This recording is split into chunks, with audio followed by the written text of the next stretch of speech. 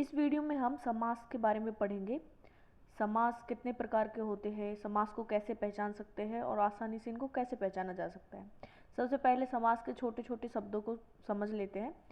समास समास का शाब्दिक अर्थ है संक्षेप। समास प्रक्रिया में शब्दों का संक्षिप्तीकरण किया जाता है। समास के नियमों से बना शब्द समस्त पद या सामासिक शब्द कहलाता है। समास के सभी पदों को अलग अलग किए जाने की प्रक्रिया समास विग्रह या व्यास कहलाती है। अब समास की परिभाषा। समास किसे कहते हैं? दो या दो से अधिक शब्दों से मिलकर बने हुए नए सार्थक शब्द को समास कहते हैं। समास के भेद। समास के कितने भेद हैं? समास के 6 मुख्य भेद हैं। अव्ययीभाव समास, तत्पुरुष समास, कर्मधारय समास, द्विगु समास, द्वंद्व समास और बहुब्रीहि समास। अव्ययीभाव समास। अव्ययीभाव समास किसे कहते हैं? जिसका पहला पद या पूर्व पद प्रधान हो तथा पहला पद अव्ययी हो उसे अव्ययीभाव समास कहते हैं। पहला पद और उत्तर पद किसे कहते हैं? जैसे ये एक शब्द है प्रतिदिन, ये जो प्रति है ये पूर्व पद है और जो ये दिन है ये उत्तर पद है। पहचानेंगे कैसे कि अव्ययीभाव समास कौन सा है? पहला पद अनु, आ, प्रति, भर, यथा, यावत, हर आदि होता है इसका। जैसे उदाहरण है प्रतिदिन, प्रति धन दिन, प्रतिदिन। आ जन्म, पहला पद कौन सा है? आ, तो आ जन्म, इससे पहचान में आ रहा है कि अव्ययीभाव समास है। इस प्रतिदिन का समास विग्रह क्या होगा? प्रत्येक दिन। आ जन्म का समास विग्रह क्या होगा? जन्म से लेकर। तत्पुरुष समास। तत्पुरुष समास किसे कहते हैं?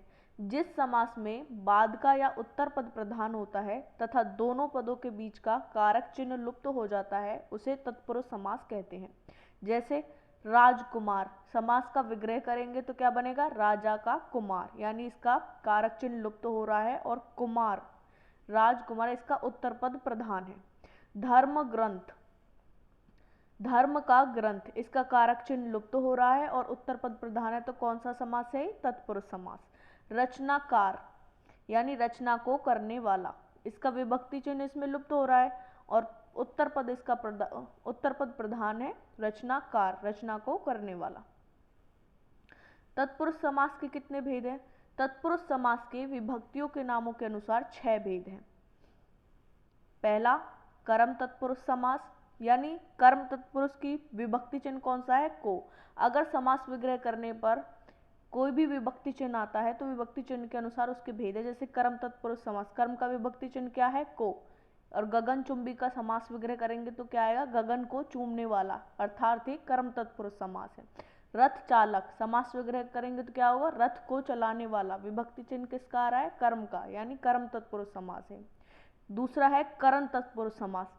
भयाकुल, तो इसका समास विग्रह करेंगे तो क्या बनेगा? भय से आकुल, विभक्ति चिन्ह किसका आ रहा है? करण, करण कारक का, तो कौन सा समास है? करण तत्पुरुष।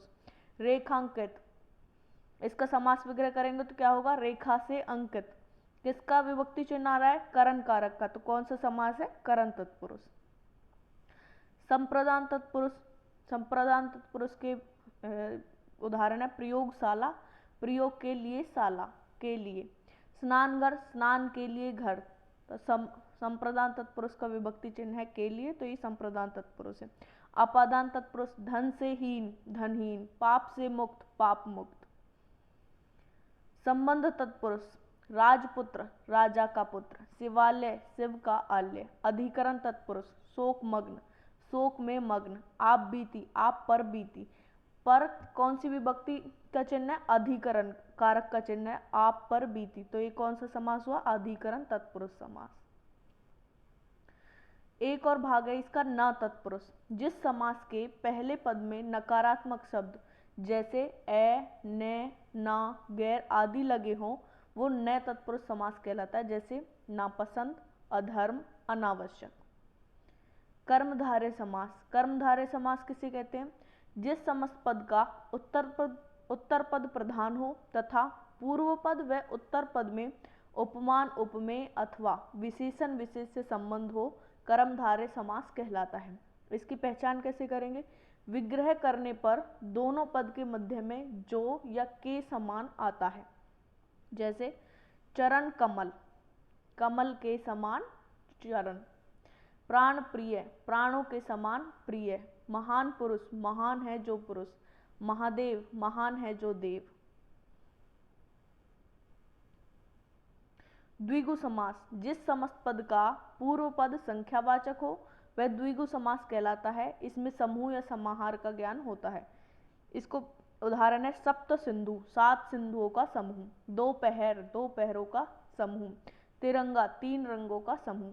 द्विगु समास को कैसे पहचानेंगे? जिसका पूर्व पद संख्यावाचक हो वो द्विगु समास कहलाता है। जैसे इसमें पहला पद है सप्त यानी 7, दोपहर 2, ये संख्यावाचक पद है। इसका ती यानी 3, तो संख्यावाचक पद है, ये द्विगु समास है।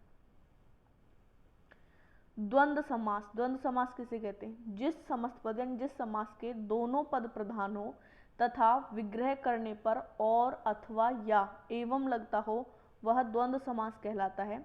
इसको पहचानेंगे कैसे? दोनों पदों के बीच में प्राय योजक चिन्ह का प्रयोग होता है। जैसे नदी नाले, इसमें योजक चिन्ह का प्रयोग है। इसको जहाँ योजक चिन्ह का प्रयोग हो वहाँ द्वंद्व समास है। ठंडा गर्म, योजक चिन्ह का प्रयोग है। आगे पीछे योजक चिन्ह है इसमें, ये द्वंद्व समास है। और इसका समास विग्रह करके देखेंगे, नदी नाले, नदी और नाले। ठंडा गर्म, ठंडा या गर्म। आगे पीछे, आगे और पीछे।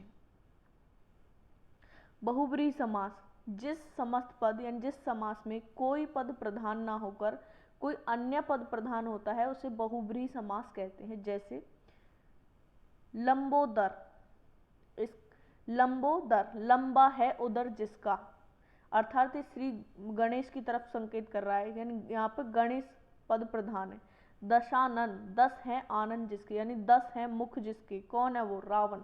कोई अन्य पद यहाँ पर प्रधान है। विषधर, विष को धारण करने वाला सर्प, कोई अन्य पद के बारे में संकेत कर रहा है, तो ये है बहुब्रीहि समास।